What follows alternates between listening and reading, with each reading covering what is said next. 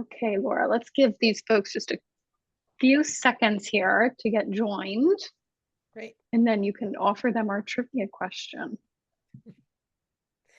Let me know when you've let people in.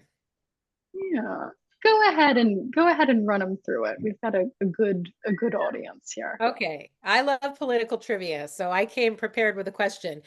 Whose decision not to run for re-election to the Iowa Senate in 2008 led to Clark County Treasurer Kim Reynolds running successfully for that seat in the Iowa Senate, and from there becoming Terry Branstad's running mate, and the rest is history. Okay. So we're looking for the person who opened the door to Kim Reynolds running for the Iowa Senate in 2008. That's a good one, Laura. And Christine, did you want me to place that in the chat again, or do you have it in the chat already? I just put it there for folks. So everybody go ahead and drop your answers, and we can go through some of them before we get our start here in just a minute.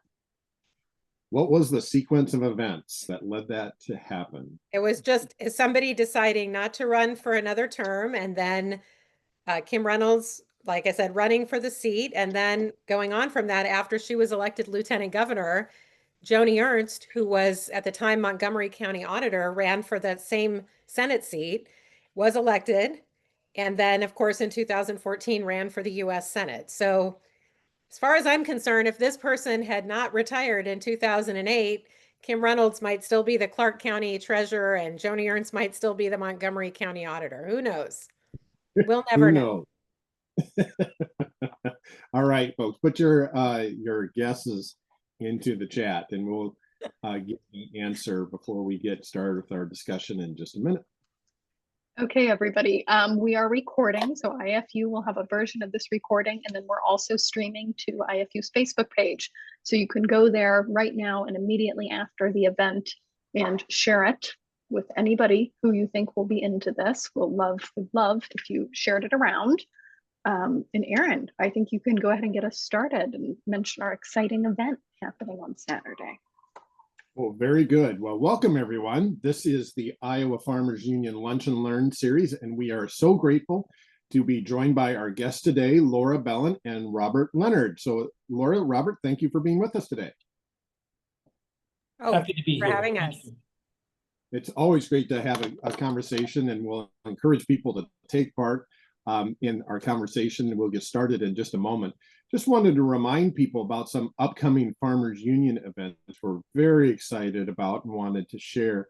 This coming Saturday, we are going to be gathering at the Griffune Family Farm in Ankeny, Iowa, and we'll put the registration link in the chat.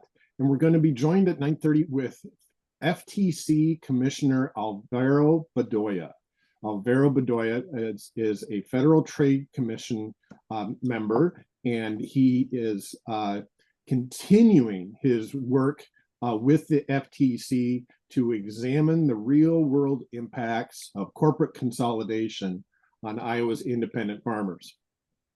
This, of course, has led to rising input costs and to shrinking market access.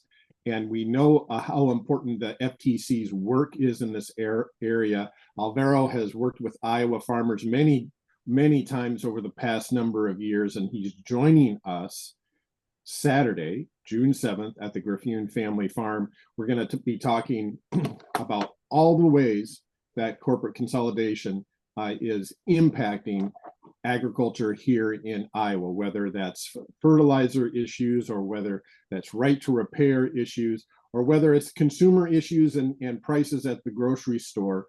The Federal Trade Commission plays a large role. Of course, Commissioner Bedoya is in a situation where his the administration has tried to take him out of that position, but he is currently still an FTC commissioner and very much wants to continue his service. And no better way than coming to Iowa to talk about Iowa farmers and Iowa agribusiness issues. So we're really looking forward to that. Please register in the link. Again, it's this coming Saturday, June 7th, 9:30 a.m. at the Griffune Family Farm just north of Ankeny. So please sign up. It's a great opportunity to talk with FTC Commissioner Alvaro Bedoya. I also wanted to mention that we have a fun activity coming up for the Iowa Farmers Union. On June 28th, we'll be gathering together at the Iowa Cubs game. We'll be joining together to watch some good baseball and to have some good Farmers Union fellowship. And there'll be a picnic that begins beforehand at 5 p.m. The game will start at 6 p.m. and then we will be joined by National Farmers Union President Rob LaRue at that event, among many, many others. So we'll have a good time at the ballpark. Check your inbox soon for all the information about Farmers Union Day at the ballpark. Well, we're almost ready to get started. Before we formally get started, though, let's give the answer to our trivia question. Yeah, Laura. we have 3 correct answers. The first person to get this right was Tim Gannon. It is Jeff Angelo, the current host on WHO radio. You've probably heard of him that way. But yes, and Iowa Food System Coalition and Bob Mulqueen also knew the answer to that one. So kudos to you. Yeah, what a chain of events unfolded after that. Well, we're going to start our discussion today. We are so grateful to be joined by Laura Belin and Robert Leonard. We're going to talk about the latest developments in agriculture and rural policy and politics here in Iowa. Laura Belin is the publisher, editor, and lead reporter for Bleeding Heartland, and Robert Leonard is the author of Deep Midwest Politics and Culture on Substack. And they do a great job talking about the deep impact, both at the state and federal level, of recent developments here. So thank you again for being here, Robert, and thank you for being here, Laura. Laura, start us off with a little bit of some of your observations, some of the craziness coming out of the recent legislative session. Well, I think that a big theme overall, which I find very interesting, is that we're in the 9th year of a Republican trifecta, and the Iowa House and the Iowa Senate Republicans don't get along very well with each other. I mean, they do collaborate to pass a lot of bills, but you just hear a lot of disparaging comments. They kill a lot of each other's bills. Generally, the Senate Republicans tend to team up with Governor Reynolds, and the House Republicans often have a slightly different position on some issues. And there's some real, it's not just kabuki theater, there's some real adversarial politics going on. And we saw this especially with this eminent domain debate that happened near the end. And I'm sure that most of you heard that the Senate did end up passing this eminent domain bill that was designed to block the Summit Carbon Solutions pipeline. But I just want to go through a few aspects of that you may not have heard of, because this was such an extraordinary thing to see happen. And I haven't talked to anybody who saw anything like it happening. So the first thing was that we had a different chair of the Iowa Senate Commerce Committee this year, Waylon Brown, who had killed all of the eminent domain pipeline bills year after year, retired last summer, and Mike Busolo, a senator from Ankeny, who used to work for one of Bruce Rastetter's companies, and he was also involved in killing some of those eminent domain bills. But he has ambitions to run for statewide office. So he became the chair of the Commerce Committee, and he had this idea that he was going to play this thing where he was going to protect all private property rights and not just focused on one pipeline. And so he thought he could finesse this issue. So he moved, the House passed a number of eminent domain measures, but he moved one of them out of his committee with a big amendment that was designed to basically say, like, Summit Carbon could go on and build their pipeline, and there might be restrictions for some other projects. And he thought that, I don't know what he was thinking, like that these landowners don't know how to read or something. Like, I think he kept saying, I'm protecting all property rights and not just one project. And it was like, we can all see what you're doing, Senator Busolo. So that was really important because he moved the bill out of his committee, and that meant it was eligible for floor debate, which we had not had before under the chamber's rules. And then a group of 12 Republican senators signed a statement, a public statement, saying they would not vote for any budget bills until the Senate had a debate on this House eminent domain bill.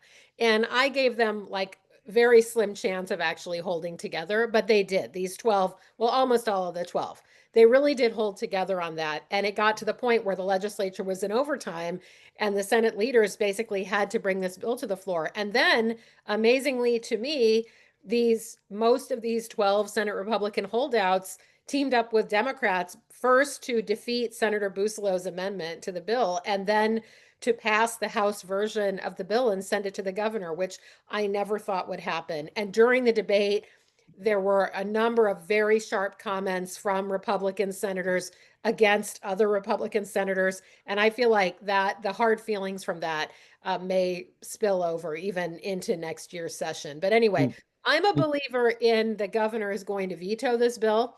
But some people think she might sign it. I mean, she clearly didn't want any bill like this landing on her desk.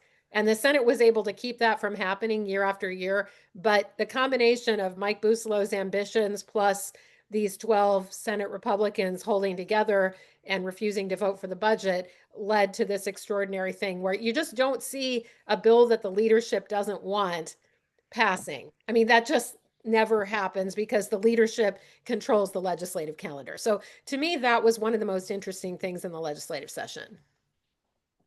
Yeah, incredible concerns. And we'll encourage people to put questions in the Q&A box. We'll get to as many as we can. We already had one person ask Laura, what are the odds that it's going to be signed or not signed? You mentioned that it probably won't be, but I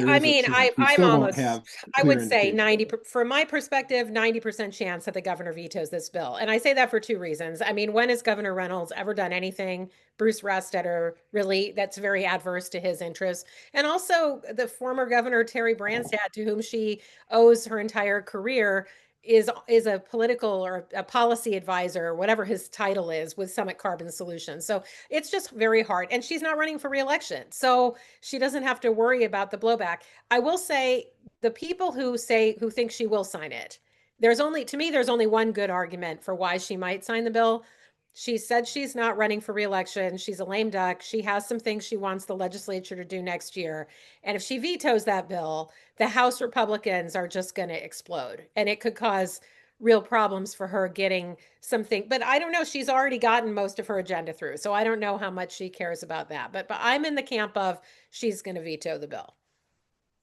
Okay.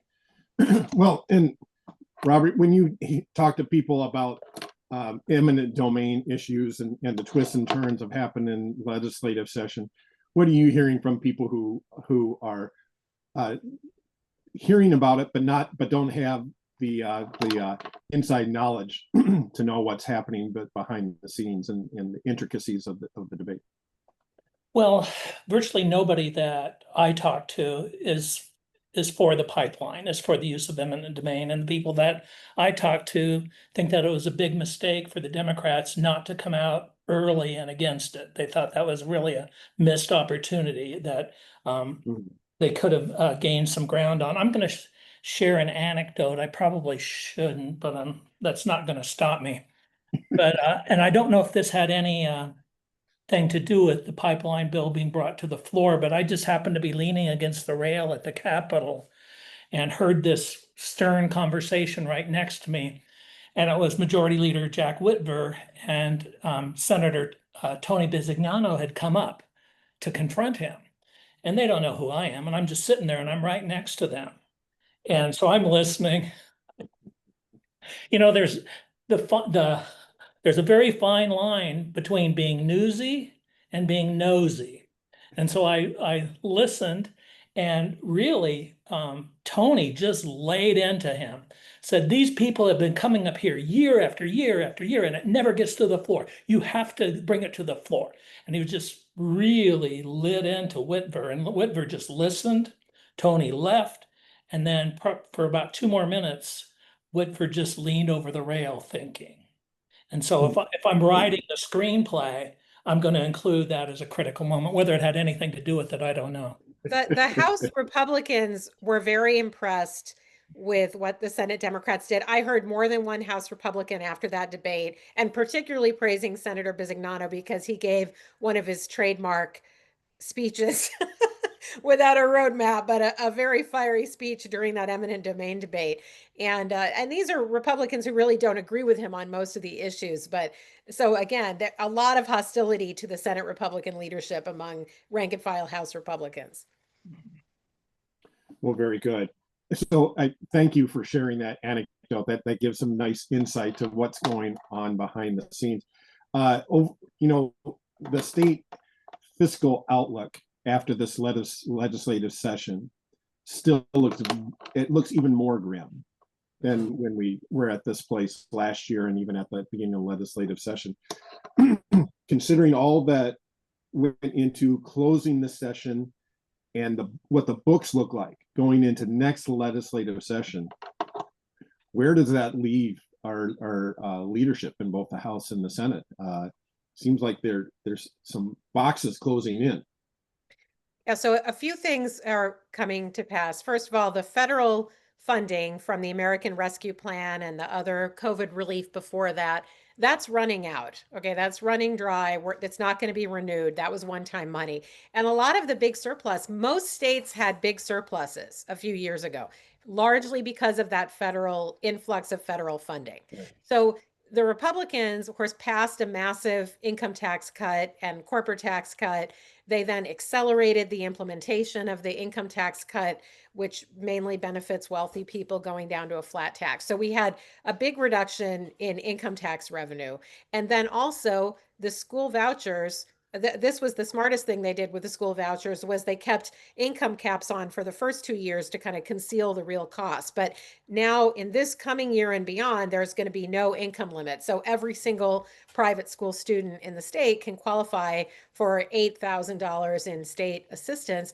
And that's going to cost more than $300 million.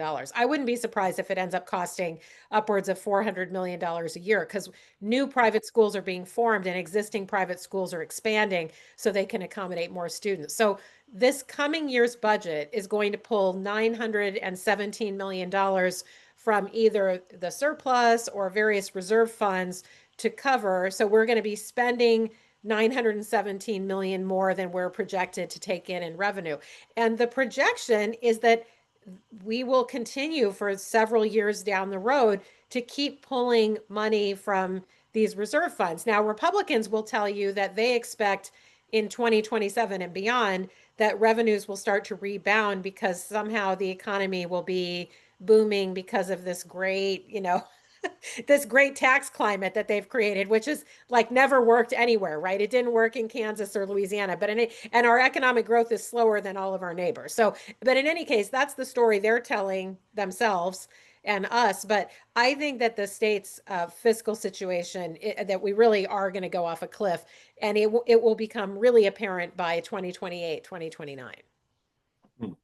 Yeah. Well, I think it was good. I forget exactly what he called it, but when Rob Sand came out, I don't know if he called it a budget emergency or whatever. It was like fiscal time bomb.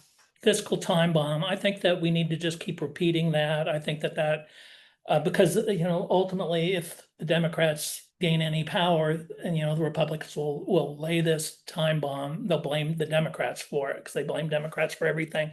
But I think that needs to be said, and it's the truth. And one of the implications for the vouchers that I see every day is I drive by a new Christian school that's being built just south of Knoxville, and there's one that went up last year, and they're both by former teachers in the district. And so these are, this will only hurt the Knoxville schools, and fortunately Knoxville is growing in terms of population. Pella Christian had, and even Oski Christian a little bit, had already pulled kids away. So our public schools are in harm's way no matter. Remember when Republicans were saying that competition made things stronger? Well, it's not competition at all. I mean, right. It's going to be very destructive, and we'll see how far out it goes into how far out into rural Iowa they'll be building new Christian schools, because the funding is there. They're pulling it together. The banks are lending because they know that there's a good source of income.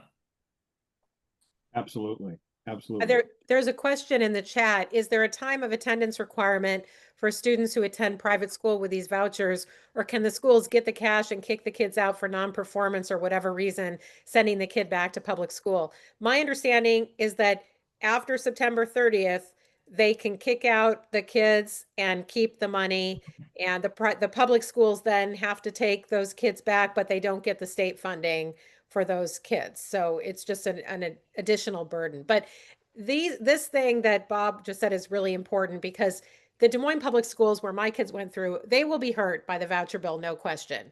But the Des Moines public schools will not cease to exist. Okay. I mean, but some of these rural school districts will not be able to withstand the loss of 15 or 20 or 25 students. I mean, they just can't.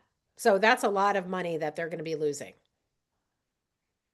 Yeah, and I don't know how it turned out. I've sort of faded from my awareness as the private school kids. Did it turn out that they're able to play sports or be in musicals with the public schools? I think Yeah, that, that passed, but I don't think she's signed it yet, but it did pass. well, so that means that in the public schools, your kid could lose a spot. You know, the lead of the musical, or on the football team or the jazz band or whatever, you could lose a spot. A public school kid could lose a spot to a private school kid. And that just, now I just think in the perfect world, kids could just play, but it isn't a perfect world, that there's, different opportunities, and I just don't think that's right. Sure. Well, let me shift a little bit. During the legislative session, we had a tremendous battle with the Bayer chemical company, hoping to limit the access to the courts from ordinary people who have been harmed by pesticides.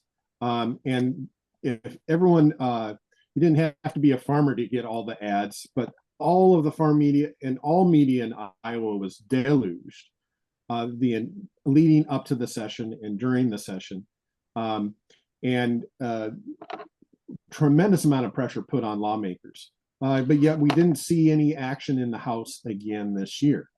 Do you care to comment about the progress that was made or not made by Bayer's efforts? And the Farmers Union spent a tremendous amount of energy trying to inform the public, along with some very good allies, about what was really happening. Did you see that trickle into the State House discussions?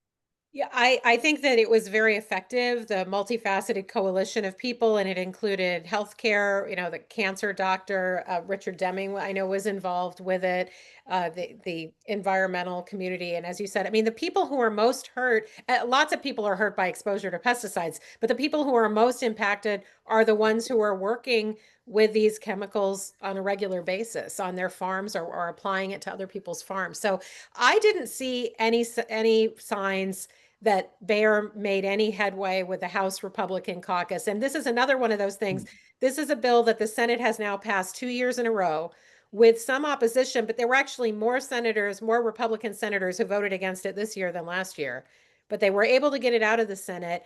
And then in the House, I think it was a sign that there just isn't the support within the caucus, that the House Speaker, Pat Grassley, didn't immediately refer that to a committee. He referred it to the House Judiciary Committee after the committee had already had its last meeting for the year. So it was guaranteed not to get through that second funnel deadline. So it was interesting to me. I mean, there is a lot of overlap between the Republican legislators who are really against the pipeline and eminent domain for the pipeline, and the Republicans who were against that pesticide immunity bill. So I think it's really important to keep up those conversations and relationships. But I never heard any sense that they were making headway with the House Republican caucus. I'm sure they'll try again next year, because they have a lot of money to spend, and they got this through in Georgia, North Dakota have passed it now. So I think they'll probably keep trying. But I was really surprised. Again, Mike Busolo, who I mentioned earlier, he floor managed the bill in the Senate this year.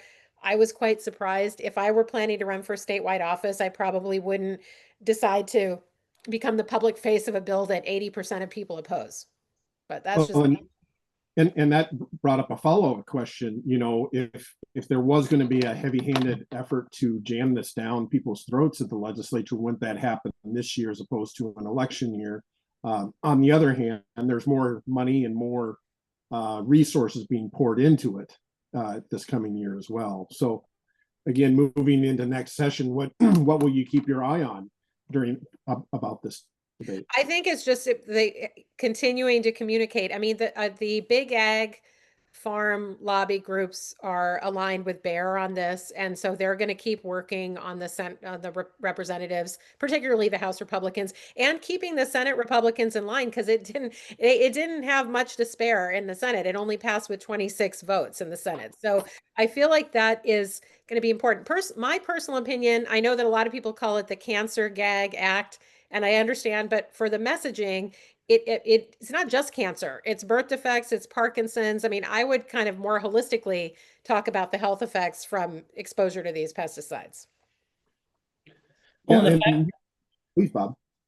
Oh, the fact of the matter is, I think that most of the general public is too busy or too they're just focused on other kinds of things. This isn't something that comes up in conversations.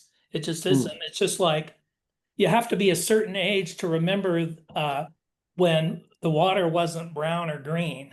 And so people don't even think about it. They think brown and green algae is how it's supposed to look. And part of it is people think it's part of the, what goes on with agriculture, that we have to, deal with these kinds of things. And most people just really aren't invested. Well, and they feel powerless, and they don't always have a source of information that they trust that, tells them what's actually going on. Or I think most people are just tired. They get home and they put their feet up and then they zone out. Yeah.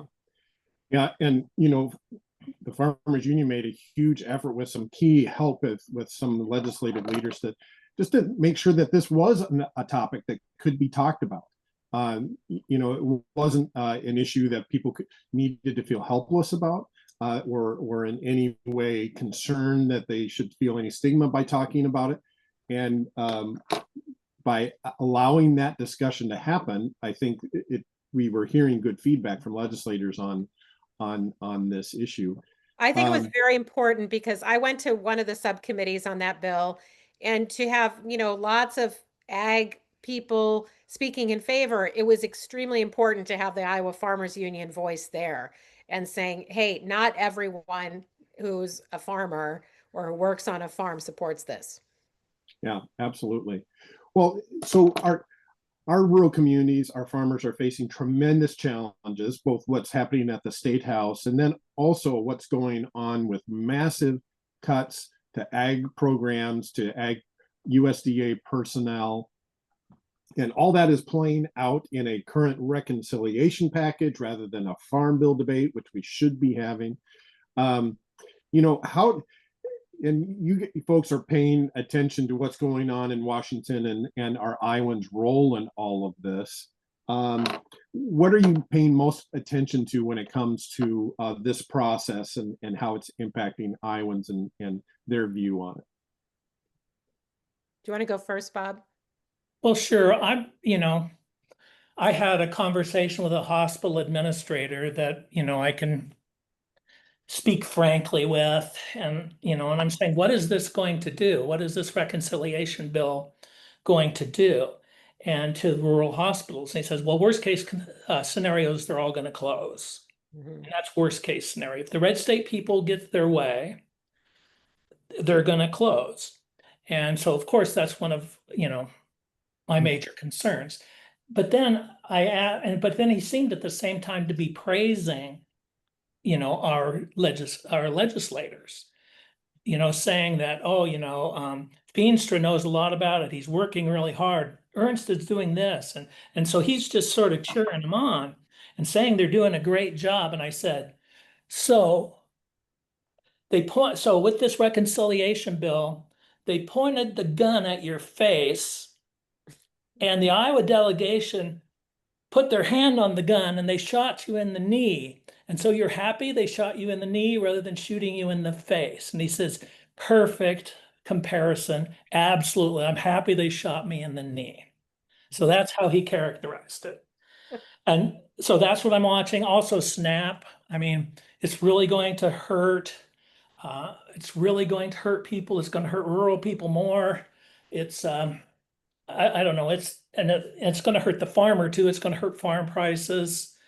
We know that SNAP has been good for the farmer and good for the hungry people. Isn't something good for the farmer and good for hungry people? Isn't that something that we want to have happen? It's, one of the most bizarre things in the last few years on this bill and on the Iowa state level efforts to attack SNAP is where's the ag lobby and where are the grocery store lobbyists when they're cutting? I mean, this is money coming out of their pockets. Every dollar that the government spends on food assistance multiplies in the community. It's going to be spent. It's going to be spent at local stores or farmers markets. And it's just wild to me. I mean, the reason why there's no farm bill, why they're so overdue, is that the House Republicans insist on making these huge cuts to SNAP. We had this 50-year grand bargain where farm bills would have a lot of subsidies that rural people wanted, and then a lot of food assistance that a lot of Democrats wanted. And the food assistance, I mean, in rural counties, there are tons of people on SNAP. It's not just something for urban areas, but I don't know. I mean, it's very strange to me that we don't see anymore that coalition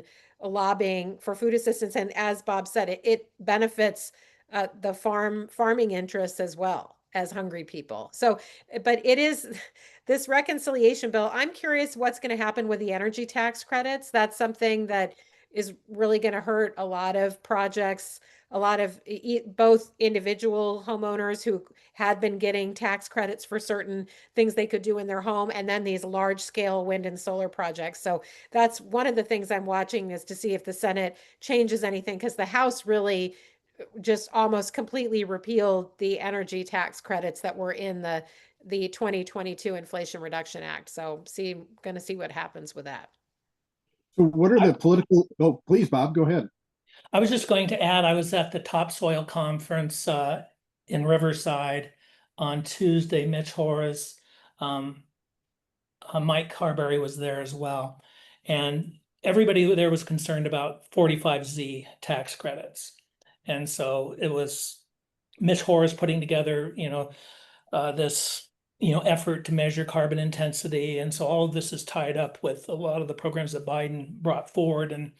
But 45Z, and I know Laura was going to talk more about it, I think, but that was their main concern, that be maintained, and it has been maintained so far. So that is the thing. It's a renewable energy. It affects biofuels, I guess, not wind and solar, but that's the one thing that is being preserved. That was from the 2022 Inflation Reduction Act.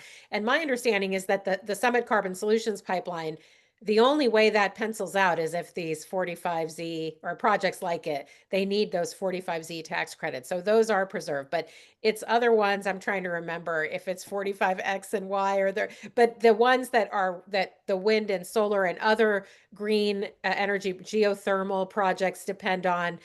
There's a slightly longer phase out period for nuclear stuff, but they really just took an axe to the clean energy tax credits, even though a lot of the jobs being created in that area are in red states and red districts. So I mean, it really is amazing. And Hinson, Miller Meeks, and Nunn, they did all sign a letter to the Ways and Means committee chairs, asking them to consider preserving some of those energy tax credits. But then they went ahead and voted for the bill, even though it didn't preserve the tax credits. I'm actually working on something about that right now, but I just haven't had a chance to finish it.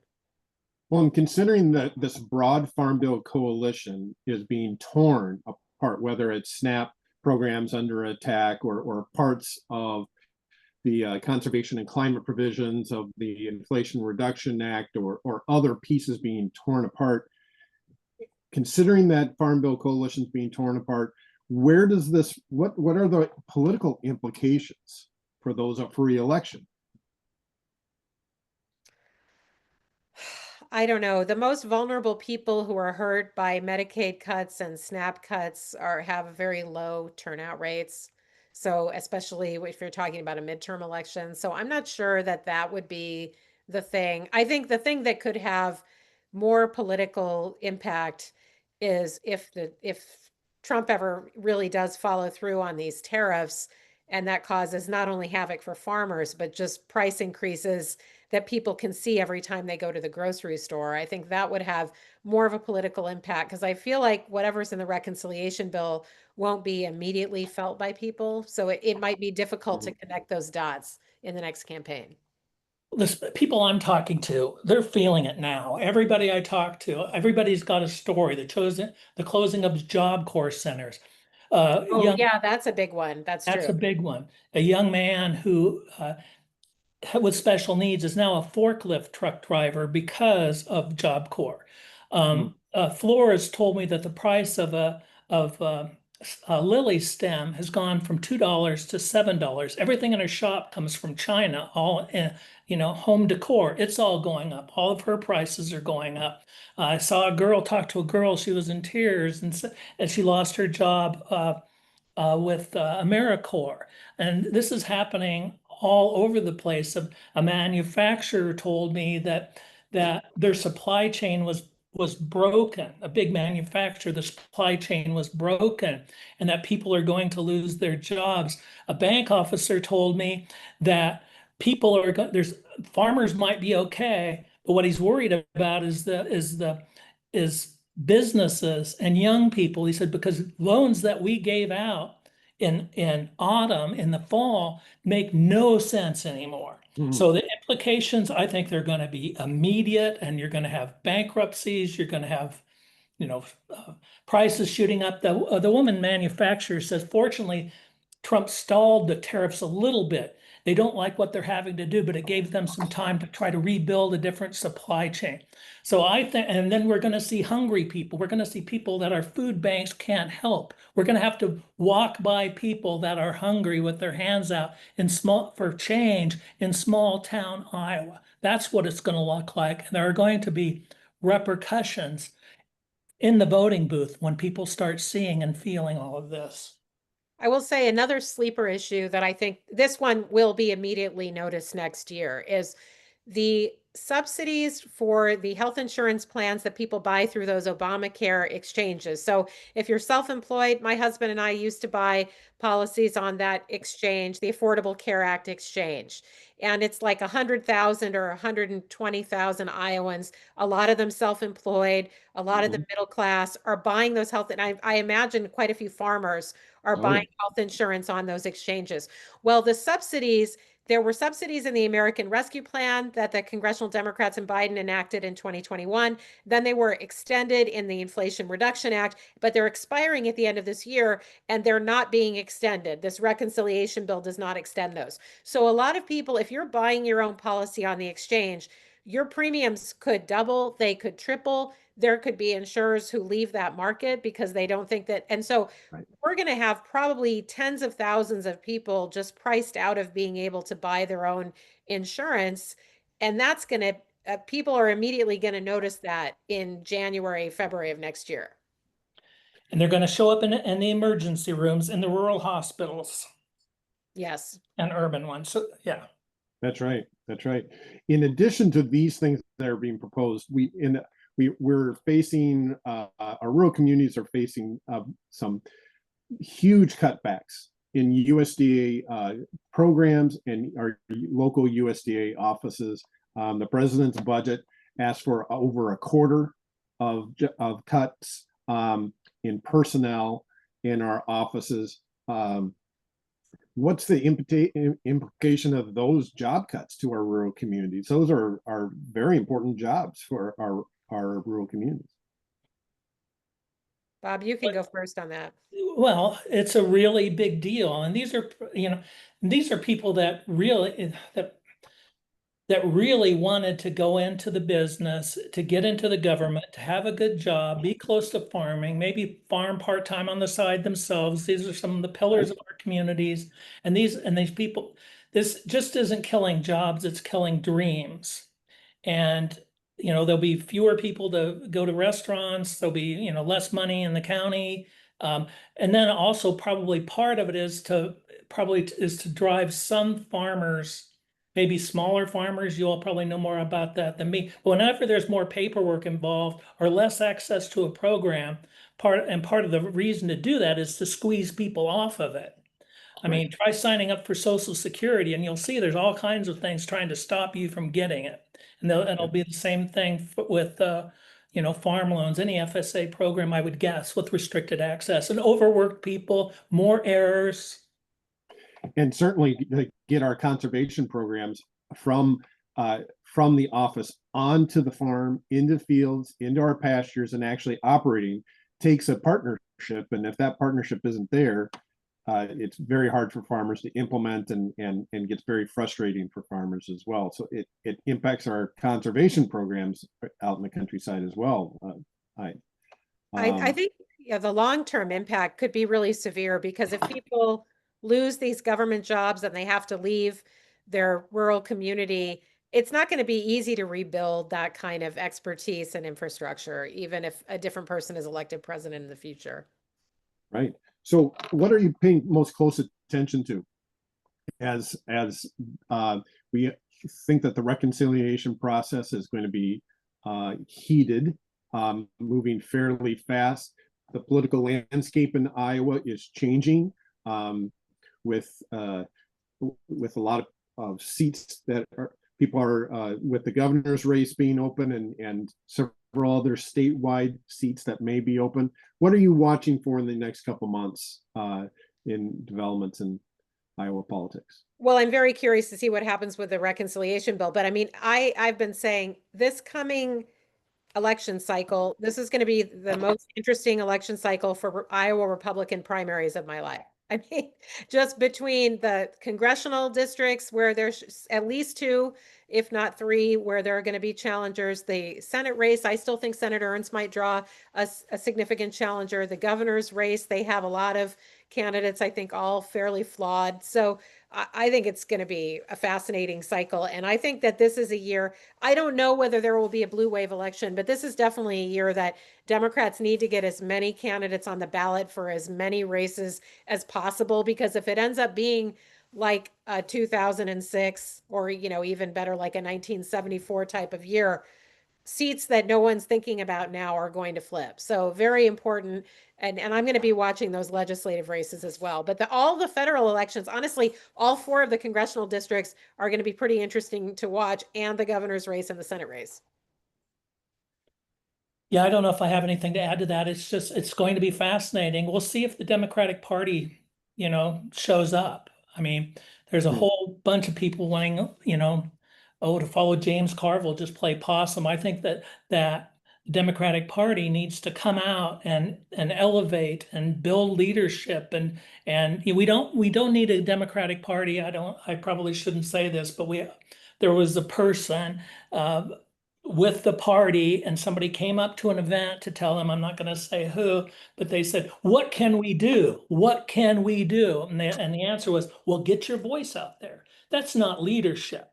People want to do something. I don't know how many protests I've been at. People are ready to do something. And so we need a Democratic leadership that sets the stage to help them bring about change and help them be part of the solution. They're ready to act. And the Democratic Party needs to help set that stage. And I remain, you know, I'm optimistic that they will do it, but I have no reason. I don't know if it's going to happen or not. It's an opportunity. We'll see if they take it. So both of you mentioned how these efforts, yes, we'll be watching the congressional races, we'll be watching the governor's race. All that stems from bottom up, from ballot up work in the rural countryside, is and setting the stage for that leadership. So those are some of the next steps you see moving ahead into the summertime months. It sounds like. Yeah, I mean, organizing and showing up for town hall meetings for the few politicians who are doing it, showing up at the summer festivals. The summer festivals and parades, there are a lot of them in a lot of towns. And I think it's important for people to be present and be talking, because there may be a lot of people who are disengaged from politics, who aren't they don't follow it as closely, but they're aware, as Bob said, they're already feeling it, that things are more expensive or that the jobs are going away, and just having those conversations with people about why that's happening is going to be really important. Absolutely. Well, very good. Well, our time has run out, and we didn't get to nearly as many questions as we would have liked to, but some All right. fantastic questions to So start fast. the conversation next time. So thank you so much, Laura. Thank you so much, Robert, for joining us. We'll look forward to getting back together again and having more conversation. And as things develop here, there'll be a lot more to talk about. So we really appreciate your time and all the work you do to bring good information to Iowans that they can really rely on. And you've been extremely trusted folks for our in our membership, and we appreciate all your good work. Thank you. I appreciate the Likewise. Farmers Union work. Yeah. Well, everyone, thank you so much for joining us. This is the Iowa Farmers Union Lunch and Learn. I want to remind people this Saturday at the Grafune Farm in Ankeny, please sign up to come in for a session, a listening session with Federal Trade Commissioner Alvaro Bedoya. We're going to be talking about agriculture issues and consolidation in agriculture and all the ways that impacts the markets that farmers need to purchase our inputs and to sell our products. So please sign up for that if you haven't already. Again, this is a lunch and learn is part of our effort to bring solid information that people can learn and can converse about and actually act on in the Iowa Farmers Union. We know that we can only be effective is if we act together. So if you haven't had a chance to join the Farmers Union, please do so. We very much appreciate it. If you haven't had a chance to support the Farmers Union yet, please do so. We very much appreciate it. And we know that's how real action gets done. So everyone, thank you so much. Christina, thank you for bringing us all together as always. And Robert and Laura, thank you again. We appreciate it very, very much. Thank you so much. Thanks, everyone. Bye-bye. Bye. Bye.